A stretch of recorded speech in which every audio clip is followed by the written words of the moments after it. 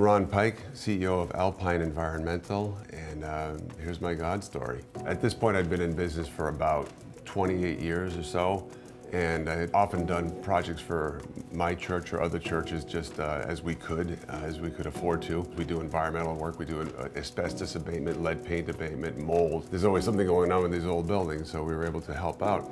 And at one point I was talking to one of my field supervisors about the project at the church. He knew I hadn't been to the job site, but I knew all about the job site. I said, well, this is my church. And he looked at me like I told him I was a Martian. And he said, you go to church? At that point, I realized I had failed in my mission to actually integrate my spiritual life, my faith life with my business. I was living it fully in my mind, but I hadn't communicated that fully or even partially to many of my employees. My management team knew, but my field people didn't really know.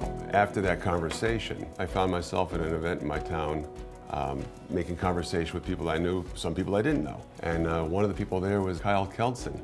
I said, so what do you do, Kyle? And he goes, well, I'm a facilitator for C12. It's a CEO business group for Christian business people. One of his major functions as a C12 chair was to help business people just like me integrate our faith with our business. And I said, this is kind of a funny conversation to have about 48 hours after I just had this other conversation with my employee. There are no coincidences with God, right? And so I took it as a clear sign that I had to look into C12. The next month I went to a Boston West meeting as a guest and loved it. I just felt at home. Having Kyle show up when he did and becoming a member of C12 when I did, it really helped me vastly make my way through the whole COVID pandemic. And I see myself having a long, good future here with C12. The content and the value and the camaraderie and the fellowship is priceless. I walk out of here feeling good every time, and it's a great experience.